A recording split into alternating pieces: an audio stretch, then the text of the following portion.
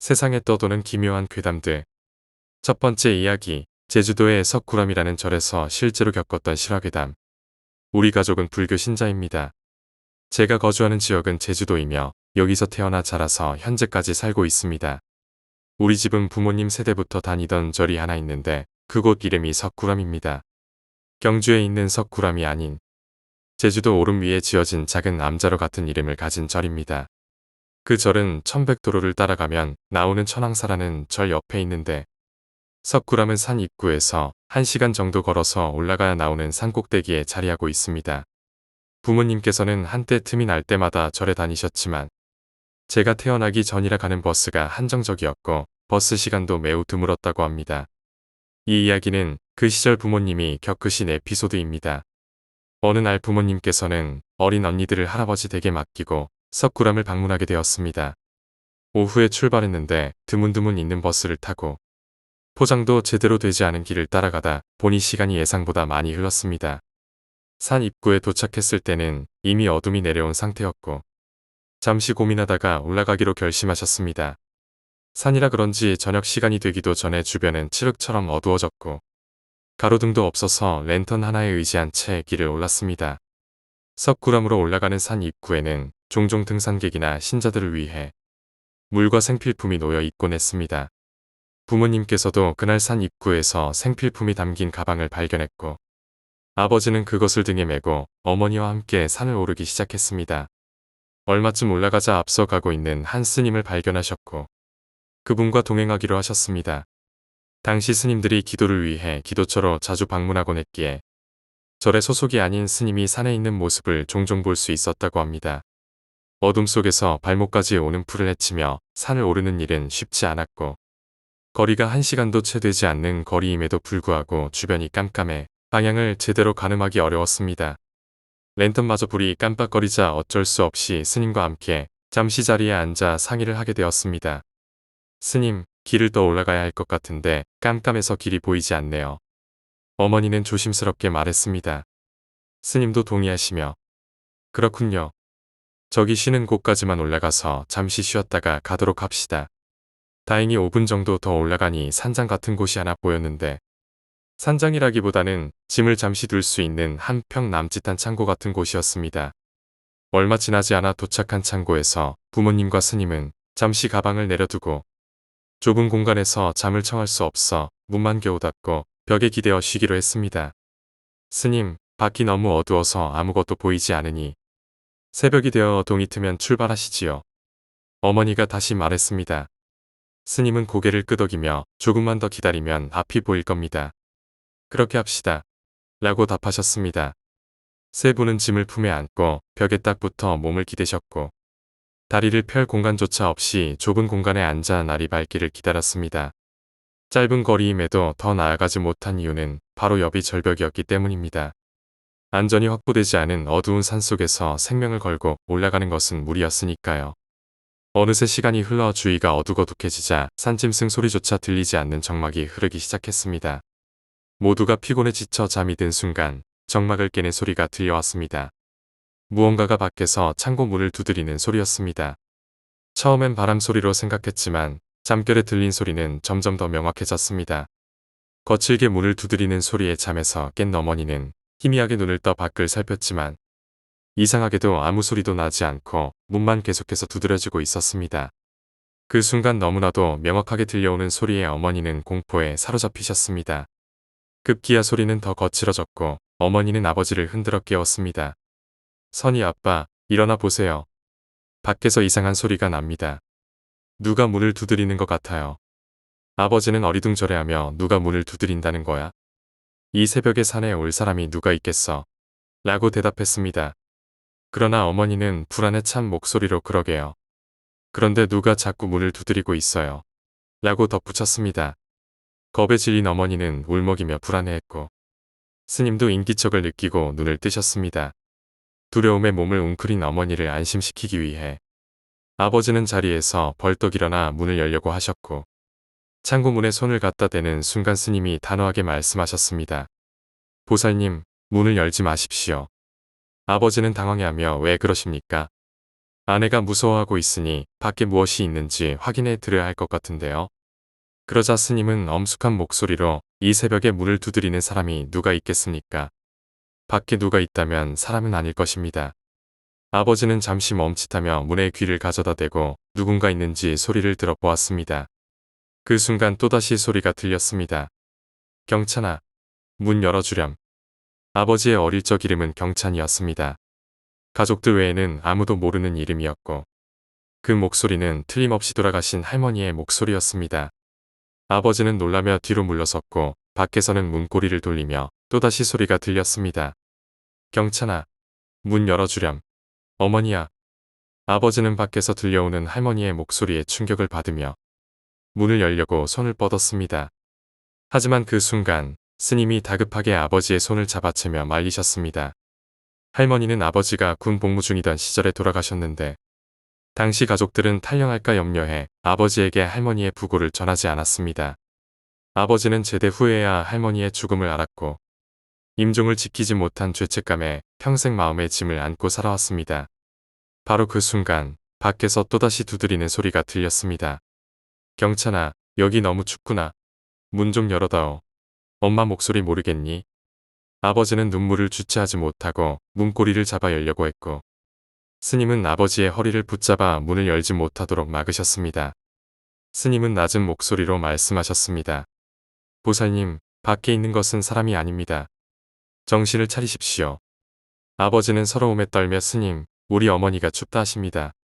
문을 열어드려야 합니다. 라고 애원하셨습니다. 그러자 스님은 더욱 단호하게 말씀하셨습니다. 어머님은 이미 돌아가셨습니다. 돌아가신 분이 어찌 이곳에 오시겠습니까? 사람 아닌 것이니 문을 열어서는 안 됩니다. 아버지는 잠시 멈칫하며 스님의 말을 이해하려 했지만 할머니의 목소리가 계속해서 들려오는 상황에서 결국 복받쳐 오르는 서러움을 견디지 못했습니다. 스님은 문고리를 단단히 붙잡은 채 경을 외우기 시작했고 어머니는 아버지의 등을 토닥이며 함께 눈물을 흘리셨습니다. 바깥에서는 할머니의 목소리로 계속 아버지를 부르는 소리가 들려왔지만 그 소리가 언제까지나 끝나지 않을 것처럼 이어졌습니다. 아버지는 그 소리를 들으며 끝없이 눈물을 흘렸고 창고 안은 조용히 울음소리와 스님의 경 읽는 소리로 채워졌습니다. 얼마나 시간이 흘렀을까요? 아버지는 울다 잠이 들었고 문득 눈을 떠보니 새벽빛이 조금씩 들어오는 것이 보였습니다. 시계를 보니 어느새 새벽 6시를 넘긴 시간. 아버지는 말라붙은 눈물을 닦고 조심스레 어머니를 깨웠습니다. 벽에 기대어 졸고 있던 스님을 부축하며 문을 열었습니다. 밖에는 어둠이 조금씩 걷히고 있었고 새벽의 고요한 공기 속에서 새소리가 들려왔습니다. 어젯밤에 소름 끼치는 사건이 무색할 정도로 평화로운 아침이 찾아온 것이었습니다. 그러나 흙바닥에는 밤새 보지 못했던 발자국 3개가 창고 입구 주변에 선명하게 찍혀 있었습니다. 발자국은 이상하게 움푹 패여 있었고 한쪽이 네모난 모양으로 깊게 파여 있었습니다. 그것을 보던 스님은 아버지를 돌아보며 조용히 말씀하셨습니다. 보살님, 여기 바로 옆에 충운묘지가 있습니다. 전쟁 때 다리가 잘린 병사들이 이곳에 묻혀 있다고 들었습니다. 그들의 관 속에 목발을 하나씩 넣어줬다고 하는데 어젯밤 그분들이 올라왔던 모양입니다. 그 발자국은 창고 입구에서 시작해 절벽 쪽을 향해 이어져 있었습니다. 아버지는 할머니의 목소리가 아닌 전혀 다른 존재가 그 밤에 창고 문을 두드렸음을 깨닫고 고개를 떨구었습니다. 그날의 경험은 평생 잊을 수 없는 기억으로 남았다고 합니다. 두 번째 이야기, 식물괴담. 분재괴담. 분재하는 사람들은 몸이 자주 아프다고 해. 이 이야기를 어디서 들었냐면 동네에서 분재하시는 할아버지와 화원에서 들은 이야기야. 원래 분재라는 게 나무를 일부러 작게 키우고 가지를 강제적으로 이리저리 휘어 모양을 예쁘게 만드는 건데 사람으로 치면 지금은 사라진 전족 같은 개념이라고 하더라고. 그런데 유난히 분재하는 사람들이 수명이 짧거나 병을 달고 다닌다는 이야기를 들었어. 분재할 때 그 나무에 뭔가 있어서 그렇다기보다는 분재가 지속적으로 나무 가지를 휘고 구부려 영구적인 장애를 주는 거잖아. 그래서 나무가 분재하는 사람에게 뭔가 안 좋은 기운을 보낸다고 하더라. 이런 이유 때문인지 식물 키우는 사람들 사이에서도 분재는 호불호가 갈리는 취미라고 해. 조경업자 괴담 1. 아파트 주변에 조경용으로 나무를 심는데 주로 소나무를 많이 심는다고 해. 장마철이 다가오면 나무가 넘어가지 않게 지지대를 세우지 못할 때 밧줄로 고정하기도 하는데 이 과정에서 나무에 못질을 해서 밧줄이 풀리지 않게 고정하곤 해. 보통 아파트 입구 쪽에는 어딘가에서 가져온 오래된 나무를 심는데 한 조경업자가 지름 80cm 정도 되는 나무를 고정하려고 못을 6번 정도 박았대. 그런데 그날 이후로 20일 동안 귀신 꿈을 꾸게 되었고 잠을 자도 잔 것 같지 않을 정도로 힘들었다고 해. 꿈속에서는 항상 자신이 어린아이의 모습이었고 밖에는 어린 여자아이가 있었는데 그 아이와 억지로 노는 꿈을 계속 꾸었대. 그러다 돌아가신 외할머니가 나타나 여자아이를 혼내시고 나서야 꿈이 멈췄다고 해. 조경업자 괴담이 어느 날 큰 나무를 캐러 갔는데 나무 뿌리 안쪽에서 색동옷이 나왔대. 그날 일이 끝났다고 생각해서 소금을 뿌리고 간단한 제사상을 차려 제사를 지내고 마무리했어. 다행히 별탈 없이 무사했대. 조경업자 괴담 3. 또 다른 날 마찬가지로 큰 나무를 캐러 갔는데 옆쪽 깊숙한 곳에서 나무 뿌리 근처에 관이 나왔대. 주변에는 무덤도 없었는데 나무 뿌리 쪽에서 관이 발견된 거지. 누구의 관인지는 알 수 없어서 시청에 연락했고 그날 일이 끝난 후 소금과 간단한 제사상을 마련해 제사를 지냈어. 이후로 별탈은 없었다고 해. 태풍 부는 날 나무 괴담. 이건 우리 집 이야기인데 우리 집 옆에 300년인가 500년인가 자란 엄청 거대한 동백나무가 있었어. 루사 태풍이 오기 전에 할머니였는지 작은 엄마였는지 기억이 잘 나지 않지만 꿈에 커다란 나무가 쓰러지는 걸 보셨다고 해. 그리고 태풍이 휩쓸고 간 후 정말로 집 옆에 있던 거대한 동백나무가 쓰러져 죽었어. 나무가 쓰러진 방향이 중요한데 집 쪽으로 쓰러지면 재수가 없다고 했거든. 다행히 우리 집 쪽이 아니라 북쪽으로 쓰러졌고 이런 경우에는 오히려 다행이라고 해서 무당을 부릴 일도 아니고 소주와 막걸리만 부려 마무리했어. 지금까지는 별탈 없이 지내고 있어. 세 번째 이야기, 사진을 보며 떠오른 이야기. 공부하다 집중이 잘 안 돼서 폰을 만지작거리다가 작년에 찍은 사진을 발견했어요. 그날은 엄마, 아빠가 어디 가셔서 집을 비우신 날이었어요. 혼자 집에 있게 되면 마음 편히 혼술하는 걸 너무 좋아해서 이번에도 맛있는 걸 시켜 술 한잔하려고 했추이. 배달을 주문하고 50분 내 도착 예정이라는 문자를 받고는 술잔을 차갑게 냉동실에 넣어두고 TV 앞에 상도 펴놓고 준비 완료. 배달이 오기를 기다리며 20분쯤 지났을 때였어요. 한 손에는 강아지가 좋아하는 인형, 다른 손에는 쥐돌이 장난감을 들고 신나게 강아지랑 고양이랑 놀아주고 있었죠. 그런데 잘 놀던 고양이가 갑자기 눈이 엄청 커지더니 현관 쪽을 보다가 제 방으로 도망가더라고요. 고양이는 침대 밑에 숨고 동시에 강아지는 현관을 보면서 막 짖기 시작하는 겁니다. 뭐지? 배달이 벌써 왔나? 싶었는데 인기척은 전혀 느껴지지 않았거든요. 일단 강아지를 안아들고 누구세요? 하고 물었는데 벨도 울리지 않고 두드리는 소리도 없었어요. 그래서 인터폰으로 복도를 확인해 보려고 켰는데 너무 놀라서 안고 있던 강아지를 떨어뜨릴 뻔했어요. 맞은편 집이 보여야 할 화면에 무슨 노란 구두를 신은 여자 다리가 보이는 거예요. 게다가 바닥도 복도가 아닌 우리 집 바닥처럼 보였고요. 너무 놀라서 화면을 제대로 보지도 못하고 얼른 꺼버렸어요. 조용히 30분 정도 기다리다가 배달이 오길래 인터폰을 다시 눌러보니 이번엔 정상으로 돌아와 있더라고요. 문 앞에 배달하시는 분이 계신 걸 확인하고 음식을 받으며 아까는 전파가 잘못된 거겠지 하고 억지로 웃으며 넘겼어요. 그렇게 식사를 마친 뒤 술을 한 병 더 꺼내려고 냉장고 쪽으로 가다가 그래도 뭔가 찝찝해서 인터폰을 다시 눌러봤는데 또 그 노란 구두를 신은 여자의 다리가 나오는 겁니다. 너무 무서웠지만 술이 들어가서 괜히 대담한 척 사진을 찍고 친구들한테 이 이야기를 했어요. 같은 동옆 라인에 사는 친구는 우리 집 인터폰은 멀쩡한데 내가 얘기하니까 나도 소름 돋는다며 더 겁을 주는 거예요.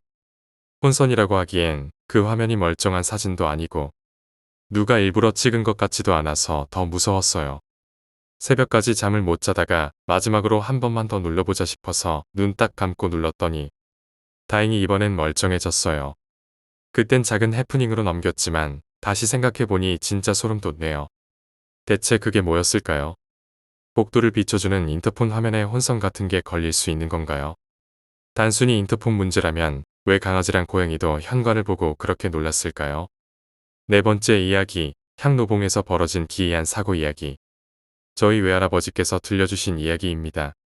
외할아버지께서도 오래전에 들으신 이야기라 정확하지 않은 부분이 있을 수 있습니다. 군대에서 들으셨다고 하네요. 인제에서 속초로 넘어가는 길에 향로봉이라는 곳이 있습니다. 그곳에는 1차선 도로가 있었고요. 도로가 1차선이다 보니 양쪽에서 차량이 동시에 오면 사고가 날 위험이 있었습니다. 그래서 차량 통행을 제한하기 위해 검문소가 있었고 양쪽에서 차를 몇 대씩 보내며 차량을 통제했다고 합니다. 결국 이런 과정이 번거로워 도로를 2차선으로 넓히려는 공사가 시작되었죠. 하지만 한쪽은 절벽, 다른 한쪽은 낭떠러지여서 산을 깎아내는 작업을 해야 했습니다. 지형도 험하고 장비도 열악해 만만치 않은 공사였다고 합니다. 그러던 어느 날 공사 책임자의 꿈에 한 할아버지가 나타났습니다. 그 할아버지가 내일 하루만 공사를 쉬어달라고 부탁했다고 합니다. 하지만 한낮 꿈 때문에 공사를 중단할 수는 없었기에 공사는 그대로 진행되었습니다. 공사 중 불도저 운전수가 불도저를 밀고 올라가다가 갑자기 시동이 꺼졌습니다. 시동을 다시 걸고 전진하는데 갑자기 앞에 무언가 걸리는 느낌이 들었답니다. 운전수는 힘을 주어 불도저로 확 밀었고 그 순간 불도저가 전복되었습니다. 운전수는 그 자리에서 즉사했습니다. 그리고 앞을 보니 커다랗고 하얀 구렁이가 허리가 잘린 채 죽어 있었습니다. 구렁이가 허리가 잘려 고통스러워 몸부림치던 나머지 불도저가 전복되고 말았던 것이었습니다. 공사 책임자는 꿈속에서 할아버지가 부탁한 대로 공사를 중단했다면 사고가 일어나지 않았을 것이라고 후회했지만 이미 때는 늦은 뒤였습니다. 5번째 이야기, 어머니가 겪으신 기이한 신혼의 기억. 어머니께서 저를 낳기 전에 겪으신 일입니다.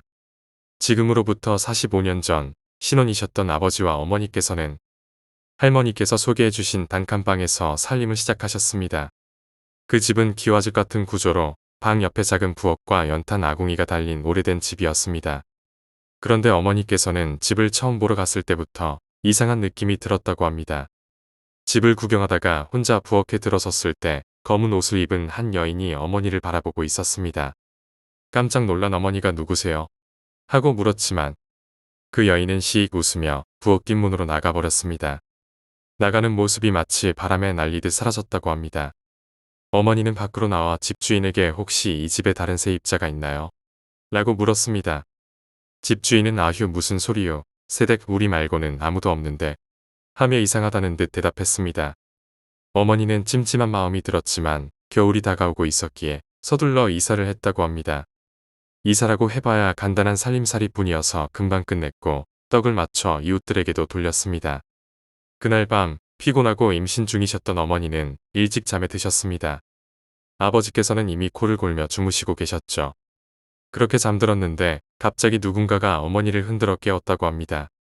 아버지가 깨우는 줄 알고 눈을 비비며 일어나 보니 낮에 부엌에서 보았던 그 여인이 무서운 표정으로 어머니를 노려보며 죽어라 인연하며 어머니의 목을 졸랐습니다. 숨을 쉴 수 없는 고통에 몸부림치시다가 외마디 비명을 지르자 아버지가 잠에서 깨어 어머니를 깨웠다고 합니다.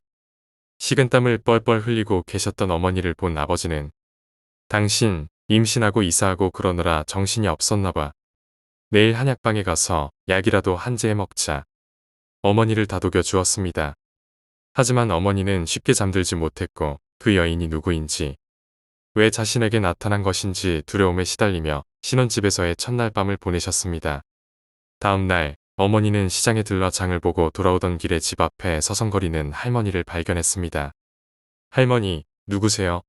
하고 여쭈어 보았지만 그 할머니는 황급히 자리를 떠났습니다. 이상한 할머니라고 생각하며 집에 들어갔고 저녁이 되어 아버지가 퇴근 후 두 분은 잠자리에 들었습니다. 그런데 그날 밤 어머니는 잊지 못할 경험을 하게 됩니다. 잠들어 있는 동안 누군가가 옆에서 흐느끼는 소리가 들려 깨어보니 어제 보았던 그 여인이 피눈물을 흘리며 어머니를 노려보고 있었습니다. 내 서방 훔친년. 그 여인은 다시 어머니의 목을 조르며 한 손으로는 어머니의 배를 마구 때리기 시작했습니다. 다급해진 어머니는 아버지의 옆구리를 세게 꼬집었고 잠에서 깨어난 아버지가 어머니 쪽을 보니 검은 형체가 어머니의 목을 조르고 있었습니다. 야, 이 새끼야. 너 누구야? 아버지가 주먹을 날리자 그 형체는 사라졌고 혼절한 어머니만 남아 있었습니다. 그날 밤 어머니는 안타깝게도 아기를 잃고 말았습니다. 밤에 병원에 갈 형편이 되지 않아 집주인이 불러온 산파 할머니의 도움으로 급한 상황은 넘겼습니다. 첫 아이를 잃고 시리에 빠져 계시던 어느 날, 시골에 계신 외할머니께서 연락도 없이 찾아오셨습니다.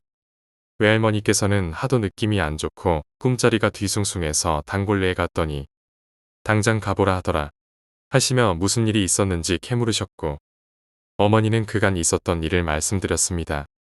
외할머니는 단골레가 그 집에 독한 시집살이로 죽은 며느리 귀신이 붙었는데 임신한 여자를 노리고 있다고 했다는 말씀을 전하며 그 사연의 놀라움을 감추지 못하셨습니다. 외할머니는 할머니와 무당을 찾아가 도움을 요청했고, 무당분이 집에 들어서자마자 이 망할 여편네야, 이런 방을 임신한 새댁한테 내어줘 하며 집주인에게 호통을 쳤습니다. 집주인은 시어머니와 첩에게 시달리다 그 방에서 자살한 며느리의 원혼이 남아있다고 실토했습니다. 무당은 이런 곳에 임신한 여인을 들이다니 제정신이냐 하며 집주인을 꾸짖었고, 결국 우리 부모님은 다른 곳으로 이사하게 되었습니다. 그 후 부모님이 떠나던 날 집 앞에 서성거리는 그 할머니를 마지막으로 보았는데, 알고 보니 그 할머니는 원혼을 만든 시어머니였다고 합니다. 부모님이 이사를 가고 얼마 뒤 무당이 주춧돌과 석가래에 붙어 있던 부적들을 발견했는데 원혼의 한을 가득 품은 흔적이었습니다. 어머니는 제사 자리에도 참석했고, 그날 밤 꿈에 나타난 그 여인은 온화한 얼굴로 "새댁, 미안해요" 하며 금두꺼비를 선물하고 떠났습니다. 그 뒤에 어머니는 저를 임신하게 되셨고, 저는 여러 번 그 여인에게 보호받았다고 믿고 있습니다. 6번째 이야기, 시골 동네. 제가 초등학교 때부터 살던 동네 이야기입니다.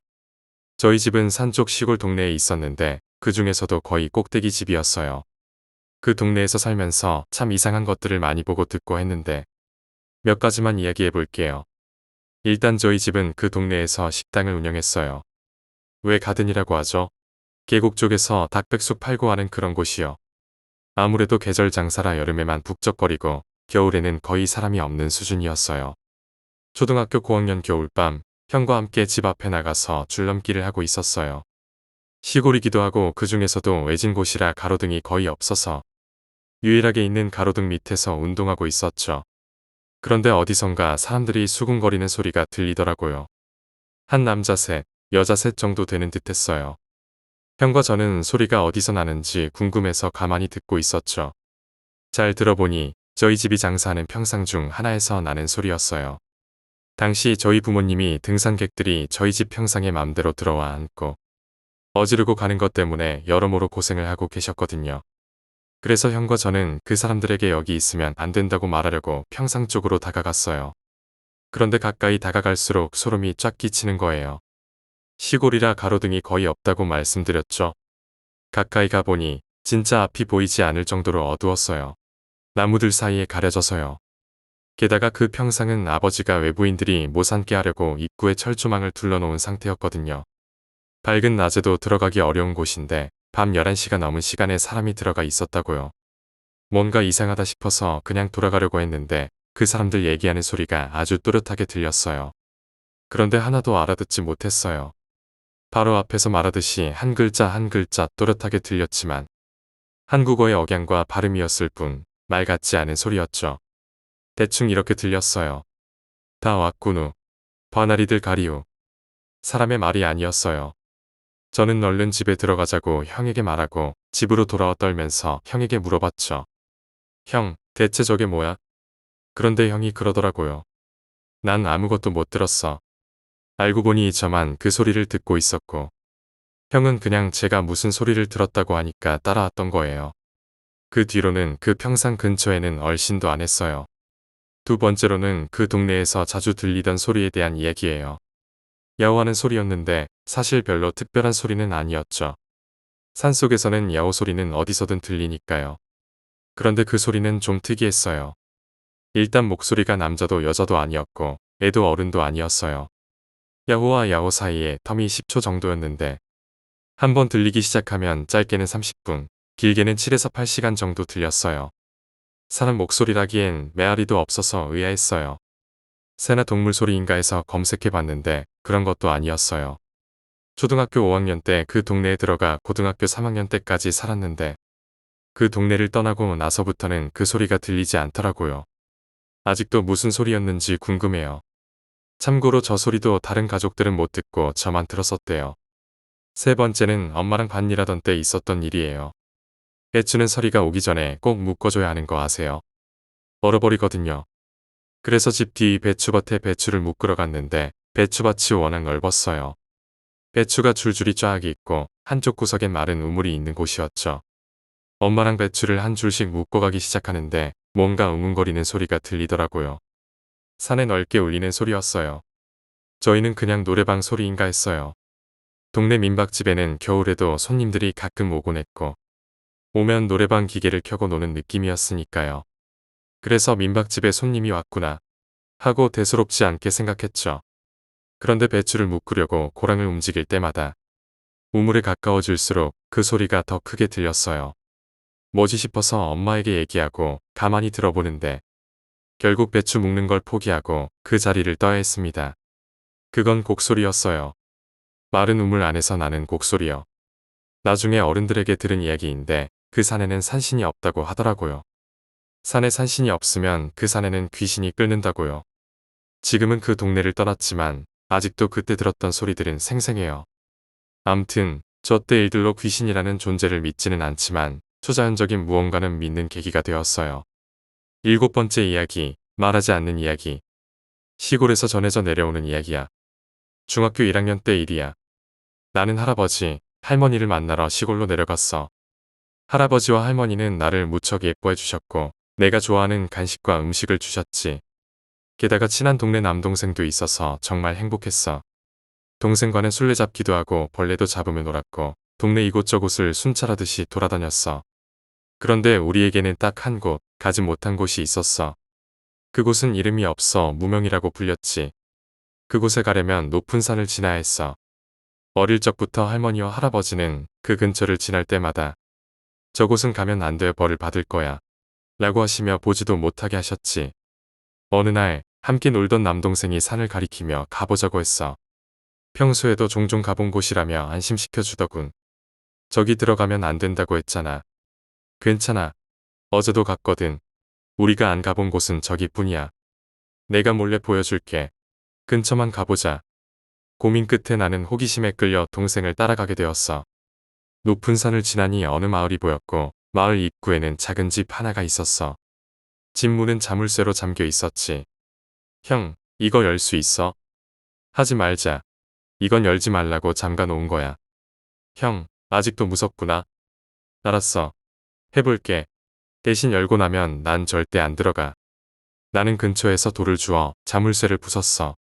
녹슨 자물쇠는 금방 부서졌고 약간 신이 나기까지 했어. 문을 열어보니 어둠 속의 중앙에는 작은 신사 같은 게 있었어. 뭐라 설명할 수 없을 정도로 오싹해진 나는 동생을 바라보며 말했어. 됐지? 이제 가자. 그 순간 동생이 갑자기 울기 시작했어. 동시에 주변 공기가 바뀌는 느낌이었고 공기에 압도되어 움직일 수 없는 기분이었어. 그리고 순간 남자인지 여자인지 알 수 없는 웃음소리가 들려왔어. 엄청난 공포심에 나는 남동생의 팔을 잡고 뛰기 시작했어. 그렇게 할아버지 댁에 도착하자마자 집 입구에서 소리를 질렀어.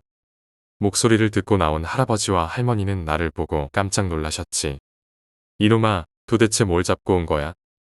그 말을 듣고 내가 잡고 있던 것을 보니 내 손에 남동생이 아닌 신사에 놓여있던 부적이 붙은 양초가 들려 있었어.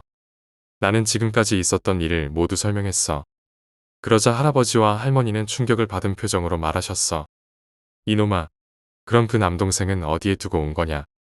그 후 마을 사람들과 경찰들이 산을 수색했지만 남동생은 끝내 찾지 못했어. 그때 처음으로 무표정과 슬픈 표정이 동시에 존재할 수 있다는 걸 알았어. 남동생의 부모님은 울며 나에게 모든 한탄을 쏟아냈고 내 부모님은 나를 데리고 마을을 떠났어. 나는 그날 이후로 무명뿐만 아니라 할머니 댁에도 가지 않았어. 벌써 10년이 지났는데도 말이야. 그때 꾸었던 꿈이 기억나. 안개가 깔린 장소에서 웃음소리만 들렸는데 마치 남동생 목소리였던 것 같아. 도망가는 나를 보며 아쉽다. 라고 웃는 소리 말이야. 지금 생각해도 무섭기만 해. 할머니와 할아버지는 그 후 간간히 통화만 할 뿐. 서로 그때 일에 대해서는 말을 꺼내지 않아.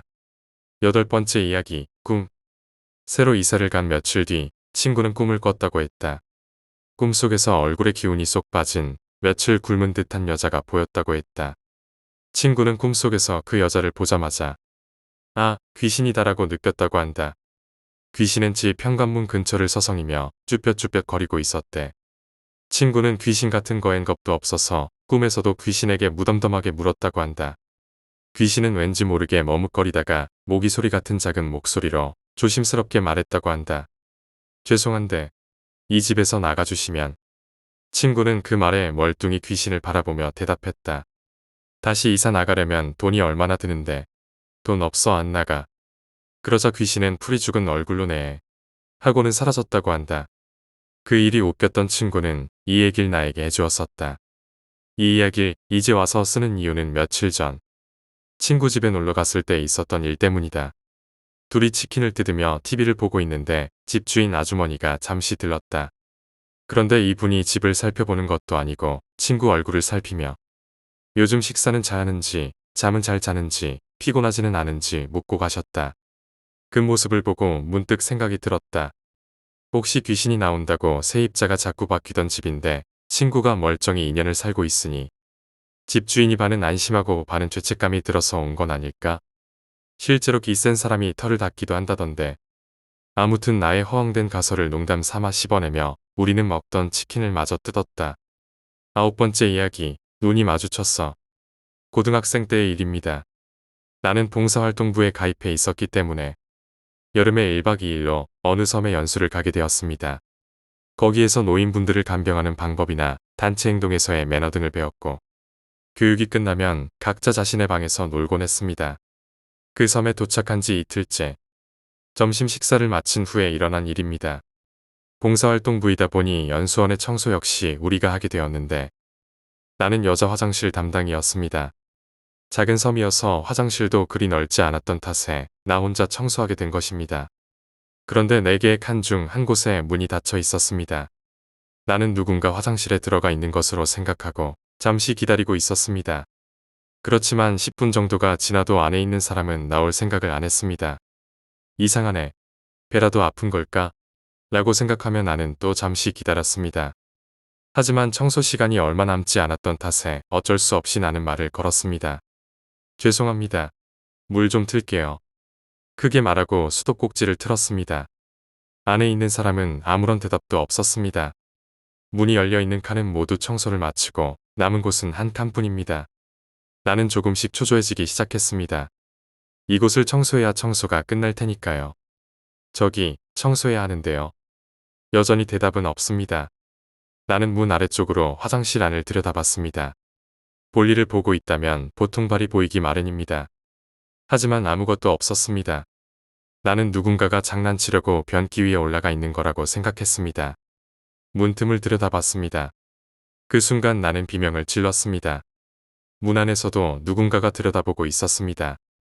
그대로 눈이 마주쳐버린 것입니다.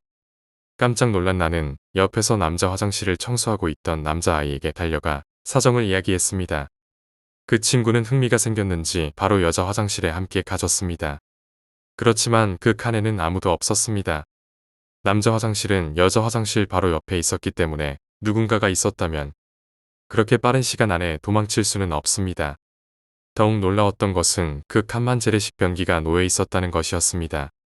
그렇다면 도대체 어떻게 발이 보이지 않았던 걸까요? 허공에 떠 있기라도 했던 걸까요? 지금 다시 생각해도 소름 끼칩니다. 인간이었던 것인지 귀신이었던 것인지 그것조차 알 수 없습니다. 지금도 그 차가운 눈을 잊을 수가 없습니다. 역시 그것은 사람이 아니었을까요? 10번째 이야기, 경고판. 내가 초등학교 2학년 무렵에 겪은 일이다. 여름방학이 한창이었지만 부모님이 어디도 데려가 주지 않아서 무척 심심했었다. 그래서 친했던 친구를 전화로 불러내어 적당히 뭐라도 하면서 놀기로 했다. 하지만 방학이라 친구들도 여행이나 시골에 놀러 가는 등 바빠서 결과적으로는 단 2명만 모이게 되었다. 우리 셋뿐이었지만 어쩔 수 없이 우리 집에 모여서 뭘 하면 올지 상의하기로 했다. 뭐 하고 놀까? 게임 할래? 기껏 모였는데 게임은 좀 그렇지. 밖에 나가서 놀자. 그런데 3명으로는 술래잡기나 숨바꼭질도 별로 재미없을걸. 그러자 친구 한 명이 저쪽 산에 탐험하러 갈래? 하고 말했다. 그 산은 우리 집 근처에 있는 지역에서 가장 큰 산이었다. 드물게 등산을 하는 사람들도 있을 정도로 높은 산이었다. 나는 어른들에게 아이들끼리 가면 위험하다는 이야기를 들었기 때문에 일단 반대했다. 그러나 친구들은 사람도 별로 없으니까 안 들킬 거야 하며 나를 설득했고 결국 호기심 반, 불안 반의 마음으로 그 산에 탐험을 나서게 되었다. 우리는 각자 집으로 돌아가 들키지 않게 주스, 과자, 목장갑 등을 배낭에 챙겨 산 기슭에서 다시 모이기로 했다. 기슭에 도착했을 때 하늘이 흐려져 어두웠기에 탐험을 그만둘까 싶었다. 하지만 친구들은 정상에서 야호 외치자 라며들도 있었고 내가 같이 놀자고 전화로 불러낸 탓에 그만두자는 말을 꺼내기 어려웠다. 결국 우리는 산 정상으로 향하기 시작했다. 산길은 험하고 뾰족한 바위와 나뭇가지가 많아 반팔 반바지 차림이라 살갗이 여기저기 긁혀서 고생이었다. 친구들도 처음에는 대단해 라며 즐거워했지만 이내 지쳤어 정상은 아직 멀었나? 하며 피로를 호소하기 시작했다. 그러다 꽤 넓은 공간이 나오자 우리는 과자를 먹으며 잠시 쉬기로 했다. 친구 한 명이 저기 제일 먼저 가는 사람이 과자 많이 먹는 거야 하고 외치며 달려갔다. 나와 다른 친구는 뭐야 저 녀석 하고 웃으며 따라갔다. 그때 친구가 대단하다 하고 소리를 질렀다. 무슨 일인가 싶어 다가가 보니 넓은 공간에 도착한 우리 앞에 절이 있었다. 그 절은 붉은색, 노란색, 파란색 등 다양한 색으로 장식되어 있었다. 절 앞에는 글씨가 지워져 잘 보이지 않는 네모난 안내판이 있었고 세전함 옆에는 마치 박제된 것처럼 사슴머리가 장식되어 있었다. 크고 낯선 방울도 걸려 있어서 평범한 절이라고 보기에는 이상했다. 특히 절의 크기가 매우 컸다. 주변 나무들보다 훨씬 높아서 마치 고층 빌딩 같은 높이였다. 보통 이렇게 큰 건물이 있으면 산 기슭에서도 눈에 띌 텐데 나는 지금껏 한 번도 본 적이 없었다. 이렇게 큰 건물이 언제부터 있었지? 우리 집 근처라서 매일 보는데 이런 절은 처음이야. 이렇게 크면 눈에 띌 텐데 왜 아무도 모르는 거지?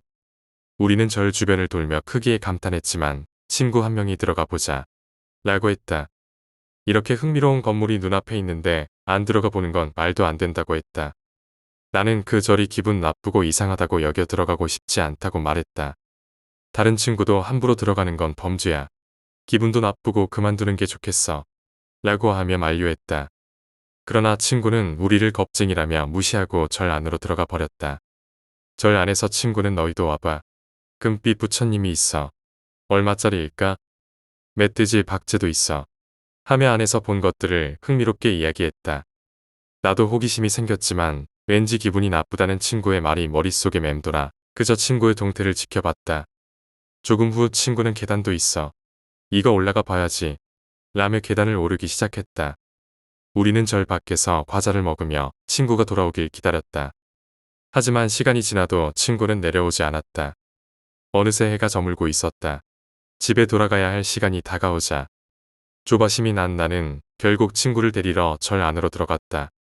그런데 안에 들어서자 놀랍게도 절 안에는 아무것도 없었다. 친구가 말했던 금빛 부처나 멧돼지 박제 같은 것들은 없고 텅 빈 나무바닥과 기둥뿐이었다. 우리는 뭐야, 그 녀석 거짓말한 거야? 아무것도 없잖아. 하며 짜증을 냈지만 문득 계단이 없다는 걸 깨달았다.